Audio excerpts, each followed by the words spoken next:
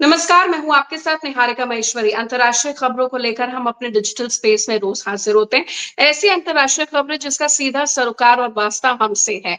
अभी आज हम बात करेंगे नेटो की उस धमकी की जिसमें नेटो ने बोला है कि जंग रोक दो, नहीं तो झेलो। भारत समेत तमाम देशों को ये धमकी दी है। दूसरी खबर है ऑस्ट्रेलिया किस तरीके की ड्रिल और वॉर गेम्स की तैयारी कर रही है और इसका इंडिया किस तरीके से इस पे अलर्ट रहे या फिर इंडिया के लिए कोई इतना सब ऑल इज़ वेल है, चिंता की कोई बात नहीं, इस पर बात करेंगे। लेकिन सबसे पहले हम बात करेंगे नेटो की।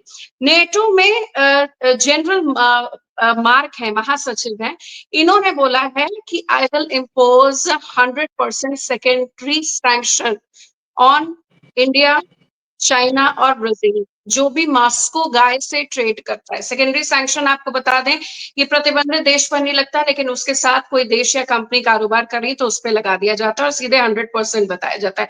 ये मोटा-मोटा सेकेंडरी सैंक्शन समझिए। हमारे साथ कमांडर सुदर्शन चक्रपाणी साहब, जाने-माने डिफेंस एक्सपर्ट और गवर्नमेंट के सलाहकार स्ट्रैटेजिस्ट मौजूद हैं। सर, ऐसे समय में ये लगातार लग रहा है कि 50 दिन की डेडलाइन में 49 डेज़, 48 डेज़ की उल्टी काउंटिंग है। हर दिन रशिया पे कोई ना कोई तरीके का प्रेशर। अब प्रधानमंत्री मोदी, शी जिनपिंग और ब्राजील को भी प्रेशर दे दिया है कि भाई हमें नहीं पता, आप जो भी हैं, आप अपनी जगह पर हैं, आप उनके साथ ट्रेड करेंगे तो आप पर सेकेंडरी सैंक्शन 100% इम्पोज किया जाएगा, या तो जंग रुकवाइए। इतना प्रेशर से रशिया दब भी नहीं रहा है। रशिया ये कह रहा है कि हम ऑल्टरनेट रूट तलाश लेंगे, हमारी आर्थिक स्थिति बदतर है, हम ऑल्टरनेट रूट तलाश लेंगे, लेकिन तुम्हारे प्रेशर में नहीं आने। निहारिका जी, सबसे पहले नमस्कार, जय हिंद, जय भारत। देखिए, आपने बिल्कुल सही, बिल्कुल सटीक इनिशियल कमेंट्स जो दिए हैं, बिल्कुल सटीक है और इसी में आपका जवाब है। नेटो की परिस्थिति आज क्या है? नेटो की परिस्थिति वही है जो अमेरिका की है, क्योंकि नेटो का सबसे बड़ा व्यक्ति अगर को आप माने उसमें, तो वो अमेरिका ही है। अमेरिका ही है वो देश जो करीब करीब 100 बिलियन से ज्यादा खर्च करता है नेटो में अपनी प्रेजेंस बनाने के लिए। अपने बेसेस हैं और उसके सारे जो युद्ध के तामझाम है वो सब अमेरिका यूरोप में रखे हुए हैं। और यहां तक यूरोप ही नहीं, यहाँ पे एशिया पैसिफिक में, इंडो पैसिफिक में, सब जगह उसके युद्ध के सामग्री है। क्यों है? क्योंकि वो किसी ना किसी तरीके से अपना प्रभुत्व रखना चाहता है। वो सोचता है, अगर हम हिंदुस्तानी तरीके यूपी की भाषा में बोले, वो समझता है वो पूरे विश्व का फूफा है, उसने सब जगह राज करना है। अब नेटो जो है वो अमेरिका और नेटो एक साथ चलते हैं, दोनों एक ही तरह के। आप मान लें ये दो उंगलियां मेरी एक साथ हैं, वो दोनों एक साथ चल रहे हैं। नेटो की समस्या क्या है? ये जो यूक्रेन रशिया का युद्ध है, वो युद्ध जो है वो स्टार्ट किया है नेटो ने। नेटो ही उकसा रहा था यूक्रेन को, नेटो ही कर रहा था कि सब कुछ हम कर दें और हम जो यूक्रेन में मिनरल्स हैं, यूक्रेन में जो एबिलिटीज हैं, जो एग्रीकल्चर की कैपेबिलिटी है, वो हम ले लें, रशिया को तोड़ दें और रशिया को हम वहां के चीजों के हम अपना कब्जा कर लें, ताकि हम विश्व के और भी बड़े फूफा बन जाएं। ये रशिया के लिए एग्जिस्टेंशियल क्राइसिस है। अगर रशिया ने यहां पे हथियार डाल दिए तो रशिया ये मान के चलिए खत्म हो जाएगा। तो रशिया तो ये मानेगा नहीं किसी भी हालत में। अब समस्या ये आती है कि नेटो की अर्थव्यवस्था खराब है। वहां पे अगर आप सिर्फ यूरोप की बात करते हैं तो जर्मनी सबसे बड़ा यूरोपियन इकोनॉमी है। जर्मनी में वैसी इन्फ्लेशन, वो वहां पे कह रहे हैं कि हमारे पास डिप्रेशन होने की संभावना बहुत ज्यादा है। फ्रांस की भी यही हालत है। यूके पहले ही हट गया, तो बचा कौन वहां पे? अमेरिका। अमेरिका में भी जो उसकी अर्थव्यवस्था है वो भी कोई खास नहीं है। अमेरिका अभी तक डॉलर पे डॉलर छापे जा रहा था, क्योंकि उसको लगता था कि कल तो कभी आना नहीं है, तो अगर किसी ने पैसे मांगे तो हम डॉलर दे देंगे, हमारे पास डॉलर की कमी तो है नहीं। लेकिन अमेरिका ने जब यूक्रेन के युद्ध में रशिया के ऊपर वार किया और उसके डॉलर एसेट्स फ्रीज किए, और वो डॉलर एसेट से उन्होंने कहा कि हम यूक्रेन की लड़ाई में उसके इंटरेस्ट से यूक्रेन को हेल्प करेंगे, ये सबसे पहला वार्निंग, चेतावनी आ गई थी पूरे विश्व को कि आप जो डॉलर को मान के चल रहे थे कि वो बिल्कुल सेफ करेंसी है, अब वो उतनी सेफ करेंसी नहीं रही। तो डी डॉलराइजेशन वहां से स्टार्ट हुआ। जब तक कि ऑयल ट्रेड, जितना भी तेल का जो व्यापार होता है वो डॉलर में होता रहा और अभी भी चल रहा है, तब तक अमेरिका को लगता है कि डॉलर के बगैर काम नहीं चल सकता। लेकिन यहां देखिए छोटे छोटे पेच आने शुरू हो गए, क्योंकि रशिया पे सैंक्शन लगा। रशिया ने तेल चाइना को बेचा युआन में, तेल हिंदुस्तान को बेचना शुरू किया रुपीस में। यहां तक कि इंडिया और सऊदी अरेबिया में भी करार तो हुआ है कि हम रूपी और सऊदी करेंसी रियाल में ट्रेड करेंगे। ब्रिक्स में यही चीज शुरू हो रही है, हुई नहीं है, हो रही है, बातें हो रही हैं। और इसी से अमेरिका को लग रहा है कि हमें समस्या आ सकती है।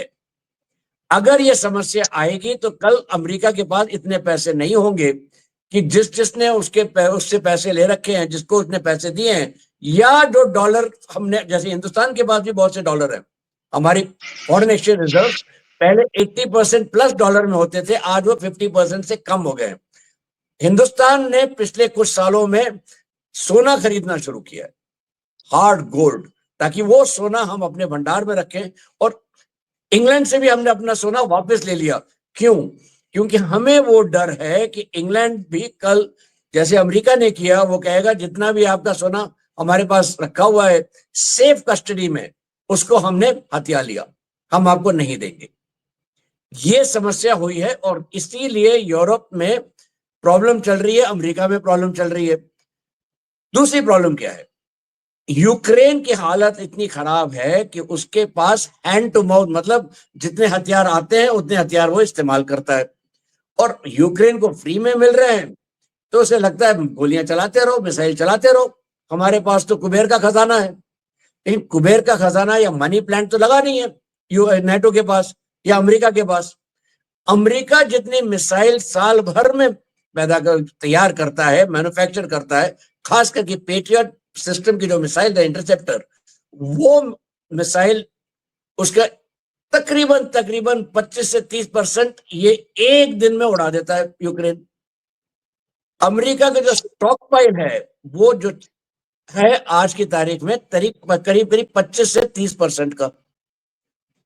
अमेरिका सिर्फ 600 मिसाइल एक साल में तैयार कर सकता है। रशिया वहां पे क्या कर रहा है? रोज 500-600 ड्रोन और मिसाइल ठोक रहा है। आप मान लीजिए 500 में से 450 ड्रोन है और 50 भी मिसाइल हैं, और वो 50 मिसाइल को अगर यूक्रेन ने एक दिन में मार दिया तो 50 मिसाइल गई। आप गुणा, आप है ना, ये मैथमेटिक्स कर लीजिए, इतने मिसाइल तो है नहीं अमेरिका के पास। तो अमेरिका को चाहिए। दूसरी तरफ वहां पे चीन बहुत एग्रेसिव हो रहा है ताइवान पे। क्यों? क्योंकि चीन को लगता है ये तो बहुत बढ़िया मौका है। अमेरिका ने अपने मिसाइल्स खत्म किए ईरान के चक्कर में, इजराइल को पेट्रियट दे रखे हैं, वहां पे थर्ड मिसाइल बैटरी भी लगी हुई है, अब यूक्रेन को भी दे रहा है। आप देखिए कितने मिसाइल हैं उसके पास। तो ये मेरे पास मौका मिला है, मैं अगर ताइवान को अब हथिया लूंगा तो अमेरिका कुछ खास नहीं कर पाएगा। यहां पे चीन एग्रेसिव हो रहा है तो अमेरिका को लग रहा है अगर मैं अपने रिजर्व्स भी दे दूं यूक्रेन को तो मेरा क्या होगा। इसीलिए ट्रंप ने पहले कहा कि हम आपको मिसाइल देना बंद कर देंगे, हम नहीं दे रहे 300 मिलियन का। लेकिन जेलेंस्की आके गिड़गड़ाया, बोला साहब हम तो खत्म हो जाएंगे, ये पूरी लड़ाई तो आपकी वजह बदौलत चल रही है, और अगर आप मिसाइल नहीं देंगे तो हमारा क्या होगा। तो अमेरिका ने एक रास्ता निकाला, उसने कहा नेटो तुम खरीदो मिसाइल मेरे से और तुम यूक्रेन को दो ताकि मैं पीछे हट जाऊं। तो पहली किस्त जो होगी 300 मिलियन की वो यूक्रेन नेटो खरीदेगा। अब 300 मिलियन भी नेटो कहां से लाएगा? तो उसको दूसरा रास्ता अब देखना पड़ेगा। अब दूसरा रास्ता क्या है? हम यूक्रेन को मिसाइल नहीं दे सकते, हम यूक्रेन को सपोर्ट नहीं कर सकते, तो हम रशिया पे दबाव डालें। ये मत भूलिए जितना तेल यूरोप रशिया से खरीदता है, रशिया से नहीं खरीदता है, रशिया से हम खरीदते हैं, हमारे रिफाइनरी में वो रिफाइन होता है और हम इसको बेचते हैं यूरोप को। तो मतलब नाक ऐसे नहीं पकड़ी जा रही है, घुमा के पकड़ी जा रही है। नहीं, अगर ये रशिया पर दबाव डाला जा रहा है, लेकिन सेकेंडरी सैंक्शन के थ्रू इंडिया, ब्राजील, चाइना इस पर दबाव डाला जा रहा है। सवाल ये कि क्या ये इंडिया सेकेंडरी सैंक्शन को सीरियसली लेगा? इंडिया और देखिए चाइना मुझे नहीं जिनके लगता। रिश्ते अभी एससीओ मीटिंग में धीरे धीरे ठीक होने शुरू हुए हैं, हालांकि तिब्बत का मसला अभी बैकफुट पर है, लेकिन रिश्ते धीरे धीरे ठीक हो रहे हैं, ऐसा सुपरफिशियली पता चल रहा है। बिल्कुल सही है, एससीओ में इंडिया चाइना का सुपरफिशियली बिल्कुल सही कह रहे हैं, रिश्ते ठीक हो रहे हैं। ये एक अच्छी फोटो अपॉर्चुनिटी है, उससे ज्यादा कुछ नहीं होने वाला। अब आते सेकेंडरी सैंक्शन, क्योंकि वो बहुत अहम मुद्दा है। सेकेंडरी सैंक्शन अगर लगते हैं तो किस पे लगेंगे? इंडिया, चाइना, बेसिकली चाइना और इंडिया, क्योंकि हम ही सबसे ज्यादा तेल रशिया से खरीदते हैं। चाइना नंबर बिल्कुल 1, हम नंबर 2। चाइना को लगता है कि हम मानते नहीं आपकी बात। अब देखिए सैंक्शन भी एक हद तक इंडिया होते हैं, उसके बाद लॉ ऑफ डिमिनिशिंग रिटर्न जो है, आपने कह दिया वर्ण ये करे वरना वरना। आपको याद होगा एक हिंदी मूवी थी पति पत्नी और वो, जिसमें बहुत पुरानी मूवी है, जिसमें संजीव कुमार थे, और वो शादी होते ही कहते थे विद्या सेना को, मुझे मेरे लिए गर्म पानी कर दो वरना। तो एक दिन वो डर के वो ठीक के कहती है वरना क्या? तो कहते हैं हम ठंडे से नहा लेंगे। यही वहां पे होने वाला है। यहाँ पे नेटो को पता है अगर वो सैंक्शन लगाता है इंडिया पे, तो उसके पास जो फ्यूल आ रहा है, पेट्रोल आ रहा है, पेट्रोलियम प्रोडक्ट्स आ रहे हैं, वो कहां से आएंगे? सस्ता तो यहीं से मिल रहा है। एक दूसरा, सैंक्शंस का भी एक लिमिट है। आपने 50% ले गए, उसके बाद 50 का 100 कर दिया, उसके बाद कहते हैं यार 100 डालो, 500 डालो, 1000 डालो, क्या फर्क पड़ता है, क्योंकि हमें तो खरीदने का मिलेगा नहीं। तीसरी बात, पिछले कुछ महीनों में, खास करके पिछले कुछ सालों में, इंडिया ने क्या किया? गयाना से हमने तेल लेने का करार कर लिया, सऊदी अरब से हमने करार कर रखा है, हमने ऑयल डिस्कवरी जो है हमने बहुत तेजी से बढ़ाई है। हमको गयाना से भी बड़ा ऑयल का भंडार मिला है अंडमान निकोबार में, राइट। कल ही खबर आई थी, आपने पढ़ी होगी, कि हमने जो हमारा dependency on oil and thermal से है बिजली का उत्पादन करने में, उसको हमने कम करके 50% पे ले आए हैं। 5 साल पहले 2030 तक हमने प्रॉमिस किया था, हम 2025 में आ गए हैं। हम प्रोग्रेस कर रहे हैं न्यूक्लियर की तरफ। तो नहीं, हमारे ऐसा लिए जो है, आपके कहने का मतलब ये भी है कि इंडिया हो, चाइना हो, या ब्राजील हो, या रशिया हो, इन धमकियों से डरेगा नहीं, वो ऑल्टरनेटिव बिजनेस रूट या ऑप्शन अपने तलाशी लेगा। जिस एग्जाम्पल में आपने एक ऑयल और थर्मल इलेक्ट्रिसिटी की बात करी कि इंडिया अब मेक इन इंडिया, स्वदेशी हथियार, इस धमकी के खिलाफ भारत भी अपने स्वदेशी हथियार का इस्तेमाल कर सकता है। एब्सोल्युटली बिल्कुल सही कह रहे हैं आप, और यही तो कर रहे हैं हम। क्लीन हाइड्रोजन की तरफ सबसे अगर ज्यादा अग्रसर कोई है देश, तो वो हिंदुस्तान है, ग्रीन हाइड्रोजन के नाम पे, राइट। हमने तो ट्रेनें चलानी शुरू कर दी ग्रीन हाइड्रोजन पे, ट्रायल्स है लेकिन है ना। हमने तो है ना, तेल के ऊपर अपनी निर्भरता कम करने की पूरी तरह से अग्रसर है, पूरी कोशिश कर रहे हैं। इलेक्ट्रॉनिक ईवी की तरफ हम ध्यान दे रहे हैं। हाँ, थोड़े बहुत धक्के लग रहे हैं, जैसे रेयर अर्थ चीन से नहीं मिल रहे। अब इसीलिए देखिए हमने एससीओ से हम बाहर नहीं आए। एससीओ में हम कह रहे हैं कि हम ये चीजें नहीं मानते, लेकिन हम आपके साथ हैं। यही है जियोपॉलिटिक्स, जहां पे नेशनल इंटरेस्ट नंबर 1 और बाकी सब चीजें नहीं। और क्योंकि इस वक्त अमेरिका ट्रांजैक्शनल है, मतलब हर बार एक मुद्दे को लेके काम करता है, हम भी अमेरिका के साथ उतने ही ट्रांजैक्शनल हैं। देखिए हमने बीच में कुछ दिन पहले आपको खबर आई होगी कि ट्रेड डील हो रही है, हो रही है, हो रही है, हुई नहीं? हुई, साइन नहीं किया। हमारा पूरा डेलीगेशन बैठा हुआ है अमेरिका में। क्यों नहीं कर रहे हैं? क्योंकि वहां पे अमेरिका थ्रेटन कर रहा था 500% टैरिफ, हम ये करेंगे। सेकेंडरी सैंक्शन की बात तो कई महीनों से चल रही है। अभी नेटो वाले ने कहा है, इससे पहले तो अमेरिका के सेनेटर ने भी कहा था, वो तो बिल लाने को तैयार है। डोनाल्ड ट्रंप भी कहते नहीं नहीं हम देखेंगे, अभी तो कुछ हुआ नहीं है, देखेंगे।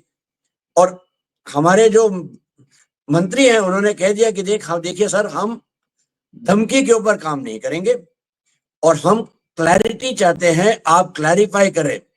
एक साथ आप है ना बार बार सैंक्शन का हमारे ऊपर डंडा नहीं घुमा सकते।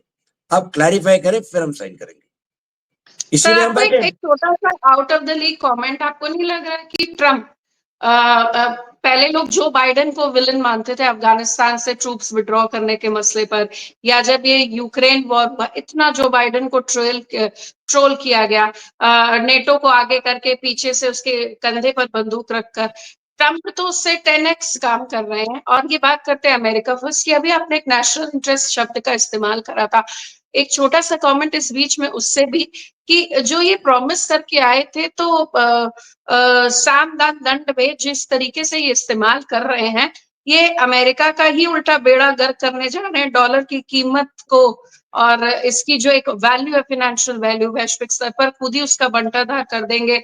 ट्रम्प की जो ये भूमिका है, चाहे वो ऑपरेशन सिंदूर हो या रशिया यूक्रेन हो, आप इस पे कमेंट दे सकते हैं मुझे?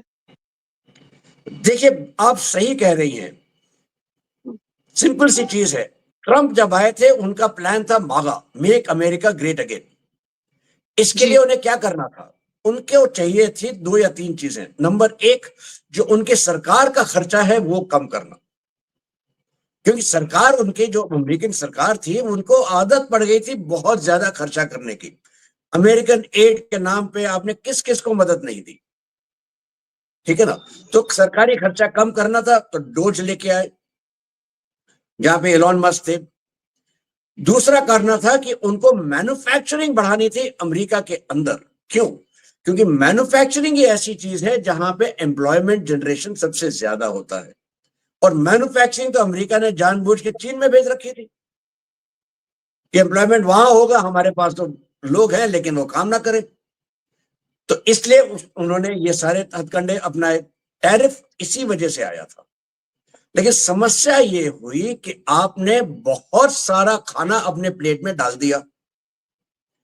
टैरिफ भी ले आए, डोज भी ले आए, यहां पे वो डंडा मारा, उधर ये किया, इधर ये किया। इतना सारा उन्होंने रायता फैला दिया अपने प्लेट के अंदर कि अब उनको संभला नहीं जा रहा है। सब्जियां अब समझ उन्हें में ही नहीं समझ आ में रही नहीं आ कि रहा उसमें कहां से सब्जियां स्टार्ट क्या करें। थी। तमाम अलग अलग क्यूजीन डाले, तमाम देशों के उस पर ऐसा रायता बनाया कि वो खिचड़ी, कॉमन एक खिचड़ी कॉमन खिचड़ी सर। तो फिर भी निहारिका जी आप खा लेंगी, ये यहाँ पे तो समझ में नहीं आ रहा आप क्या खा रही हैं, कि खिचड़ी भी नहीं है ये तो। आप वेजिटेरियन को खिला रही हैं, बीफ भी डाल दिया, मटन भी डाल दिया, चिकन भी डाल दिया, फिश भी डाल दिया, वेजिटेरियन भी है, चाइनीज भी है, मेक्सिकन भी है, कॉन्टिनेंटल भी है, और आप कहते हैं इसको खा लीजिए, और ऊपर से आपने रायता फेर दिया। समस्या तो ये है। और दूसरी समस्या ये हो गई कि इन्होंने एक चीज भूल गए, आपको डिवाइड करना होता भाई मेरे दोस्त कौन है और मेरे दुश्मन कौन है, चलिए कहां दो पे सर, मैंने दोस्त अटैक करना दोस्त है। कौन है दुश्मन कौन है, उससे एक और बात कर लेते। इसको आपने बहुत अच्छी तरीके से समझाया। मुझे तो यही लग रहा है कि इंडिया स्वदेशी हथियार का इस्तेमाल करेगा, चाहे रशिया हो, इंडिया हो, ब्राजील हो, चाइना, किसी की धमकी पर बाज नहीं आता। जब सुपर पावर बनने की क्वेस्ट ही एक हिडन कोल्ड वॉर के रूप में अभी भी मेंटली है, चाहे राष्ट्राध्यक्ष बदले या ना बदले। अ, आपने सर एक कंपैरिजन और क्वेस्ट की बात करी थी। अभी खबर आ रही है जो तमाम न्यूज चैनल्स में चल रही है, हालांकि बढ़ा चढ़ाकर न्यूज चैनल वाले चलाते हैं, वो तो आईएनएस विक्रांत को भी वहां पर कराची में लेकर सब कुछ काम करके ही वापस आ गए थे। चलिए, लेकिन सर जो बात सही है वो सही है, आप सेंसेशनलिज्म के लिए कुछ और भी नहीं दिखा सकते। न्यूज चैनल्स में देख रही थी, उसमें 4 वर्सेस 19 की पट्टी चलाई जा रही थी। 4 मतलब चाइना, रशिया और नॉर्थ कोरिया, ईरान एक साथ हैं, और बाकी 19 देश जैसे कि आपके अमेरिका हो गए, कनाडा हो गए, फ्रांस हो गए, सब एक साथ है। मसला क्या है कि ऑस्ट्रेलिया ड्रिल कर रहा है, एक वॉर गेम की शुरुआत हो रही है। अब ये क्या बला है, ये भी समझा दीजिए। देखिए निहारिका जी, ये वॉर गेम जो ऑस्ट्रेलिया में हो रहा है वो आज पहली बार तो नहीं हो रहा है, हर साल होता है। आपके लिए हर साल नॉर्मल है? हम कोई नई बात नहीं है इसमें, क्या क्या नया, क्या नवीनता है? तकरीबन तकरीबन मोटा मोटी इतने ही जहाज जाते हैं, इतने ही हवाई जहाज जाते हैं, इतने ही लोग होते हैं, ठीक है। कभी कुछ हजार कम, कुछ कभी कुछ हजार ज्यादा, ये कोई बड़ी बात नहीं है, ये आम बात है, ये हमेशा होता रहा है, कोई नई चीज नहीं है। ये है एक तरह से इंटर ऑपरेबिलिटी हम सुनिश्चित करते हैं, जब जरूरत होगी तो हम इस्तेमाल करेंगे। हमारे लिए ये क्यों इंपॉर्टेंट है? क्योंकि हम इंडो पैसिफिक में हमने क्वाड के थ्रू हो या वैसे भी हो, हम कहते हैं कि हम सबसे पहले रिस्पॉन्डर होंगे इंडो पैसिफिक रीजन में। जब भी कोई आपदा आएगी, जहां भी कोई रिक्वायरमेंट होगी, हम पहुंचेंगे। हम पहुंचेंगे, हमारे साथ साथ बाकी जो इंडो पैसिफिक की नेवीज होंगी वो पहुंचेंगी। ठीक है, तो वो नेवीज कौन है? Australia, Japan, north south Korea. बड़ी नेवीज तो यही है। इंडोनेशिया आ जाता है, फिलीपींस आ जाता है, क्योंकि वो लोकल ही है, कि आपदा तो इसी एरिया में आ रही है। तो आपको इनके साथ इंटर ऑपरेबिलिटी होना चाहिए। भाई हमारा जो कम्युनिकेशन है, जैसे हम हिंदी में बात करते हैं, हमको एक दूसरे की हिंदी समझ में आती है, ठीक है। लेकिन यूपी में भी अगर आप देखें, अलग अलग डायलेक्ट्स हैं, फिर भी खड़ी बोली में सब बात कर ले जाते हैं। यही चीज खड़ी बोली इक्वलेंट कम्युनिकेशन में आप मान के चलिए। जब जहाज और अलग अलग देश करते हैं, उनका प्रोसेस अलग होता है, तो हम एक कॉमन प्रोसेस पे आ जाते हैं। हम इस तरह से काम करेंगे ताकि हम जो जरूरत है वो हम पूरी कर पाए। यही चीज होती है एक्सरसाइज जब ऑस्ट्रेलिया कर रहा है, या हम क्वाड की मलाबार करते हैं, या हम जापान में जाके उनके साथ करते हैं। हम अलग अलग पैसेक्स एक्सरसाइजेस करते हैं अलग अलग नेवीज के साथ। सिर्फ ये यही एक कारण पीसफुल होता है। वॉर ड्रिल्स आप इसे कह सकते हैं, किसी कोई अंदर हाँ, हमें कुछ एब्सोल्युटली, तो नहीं। अच्छा। एब्सोल्युटली, इसमें और कुछ नहीं होना है। और देखिए, चार जो दूसरी तरफ में दिखाए हैं वो कौन है? चार। एक रशिया, जो पूरी तरह व्यस्त है यूक्रेन में। उसके पास वो साधन नहीं है कि वो कहीं और जाके और युद्ध लड़े। इसीलिए तो रशिया ने चाइना, रशिया, ईरान में नॉर्थ भी इंटरफेयर नहीं कोरिया किया। और ईरान। हाँ, ईरान, रशिया एक एक करके लेते हैं ना। रशिया अपने यूक्रेन में व्यस्त है। उसको पता है अगर वहां पे कुछ हो गया तो उसका खुद का एग्जिस्टेंस का प्रॉब्लम है। इसीलिए ईरान में रशिया ने इंटरफियर नहीं किया। चीन, चीन के सामने उसके हथियार जो हैं, आपको मालूम पड़ गया है कितने कबाड़ी थे। वो तो कबाड़ी में बेचने लायक नहीं बचे। तो राइट। ऑपरेशन सिंदूर में पता लग गया। सिंदूर, देखिए आपको याद होगा जब स्कूल में हुआ करते थे, कॉलेज में होते थे, केमिस्ट्री में अगर टेस्ट होता था कोई भी कंपाउंड इसका, तो कहते थे पहले आप टेस्ट करेंगे, उसके बाद सीटी करेंगे, कंफर्मेटरी टेस्ट। कंफर्मेटरी टेस्ट तो पहले तो टेस्ट हो गया सिंदूर में, कंफर्मेटरी टेस्ट हो गया आपके इस यहाँ पे क्या कहलाता है, ईरान में। तो चीन का तो प्रॉब्लम है। चीन की अर्थव्यवस्था खराब है, चीन के हथियारों में समस्या है, और चीन के पास उसके सामने कौन खड़ा है? ताइवान। ताइवान खुद ही आप देखिए 1 महीने लंबा ड्रिल कर रहा है चीन के खिलाफ।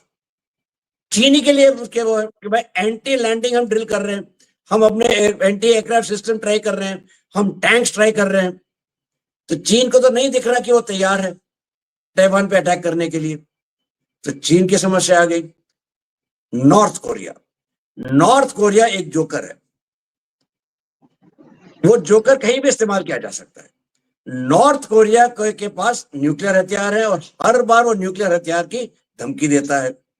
लेकिन नॉर्थ कोरिया को भी पता है कि अगर मैंने न्यूक्लियर हथियार इस्तेमाल किए तो मेरा भी वजूद खत्म है। तो जितने भी पागल होंगे, मुझे तो सर इतने समय से ऐसी खबरें आ रही हैं, थर्ड वर्ल्ड वॉर हो रहा है, कभी कहीं कुछ हो जाता है, कुछ हो जाता है, पता नहीं यूनाइटेड नेशंस भी क्या कर रहा है, कभी कोई 4 वर्सेस 19 कह रहा है, कभी आईएनएस विक्रांत कराची में घुस जाता है, रशिया यूक्रेन की बात हो जाती है। सर ईरान इराक का मसला, इसराइल का युद्ध। सर जाते जाते एक कमेंट, एक टिप्पणी क्या आप कर सकते हैं इस बात पे कि आने वाले समय में मुझे लग रहा है कि वॉर हथियारों से नहीं बल्कि ट्रेड टैरिफ या फिर वायरस या बायो वेपन जो है उनसे लड़े जाएंगे। इस पर आपकी कमेंट। Absolutely correct. देखिए, वो कहते हैं ना, नेशनल पावर क्या है? नेशनल पावर में नंबर 1 जाता है आपका हथियार, आपका भाई मिलिट्री माइट। मिलिट्री माइट वो है जो आप एक डंडा रखा हुआ है आपने अपने घर में, या अपने घर में एक डॉबरमैन पाल के रखा है कि अगर आप मेरे घर के अंदर आते हैं तो मेरे पास डॉबरमैन है। लेकिन अगर मैंने अपने दुश्मन को हराना है तो मैं डॉबरमैन थोड़ी इस्तेमाल करूंगा, मैं बाकी सारी चीजें करूंगा जो हमारे चाणक्य ने कौटिल्य नीति में ही आते जी। हैं। यही तो चाणक्य नीति है कि आप सांप भी मार ले, आपकी लाठी भी ना टूटे। और ये कैसे होगा? आपने हर चीज को वेपनाइज करना है। ट्रेड सबसे पहले वेपनाइज्ड आइटम था, और इसी ट्रेड के वेपनाइजेशन से ब्रिटेन ने पूरे विश्व पे एक टाइम पे राज किया। ट्रेड ही तो वेपनाइज किया था उसने। अभी भी वही ट्रेड वेपनाइज हो रहा है, और इस वजह से आप ये मान के चलिए कि ट्रेड तो होगा। चाइना ने वायरस को वेपनाइज किया। बायो वेपन्स तो हमेशा थे, अब चाइना ने ठीक है। बायो वेपन्स के नाम पे सबसे पहले कोविड के टाइम पे वेपनाइज किया, और हमने सबने भुगता है। इसीलिए चाइना का जो बोलबाला था एक टाइम पे वो कम हुआ, इसीलिए चाइना के खिलाफ पूरा विश्व हो गया। तो वो तो देखिए, चाइना पे जैसी अब बड़ी प्रॉब्लम आएगी, अब मान के चलिए एक नया वायरस बाहर आएगा। ठीक है, बहुत शुक्रिया सर, बहुत बहुत शुक्रिया सर आपका हमारे साथ जुड़ने के लिए। Thank you so much sir. Thank you very much Niharika ji, बहुत आनंद आया। नमस्कार, जय हिंद, जय भारत।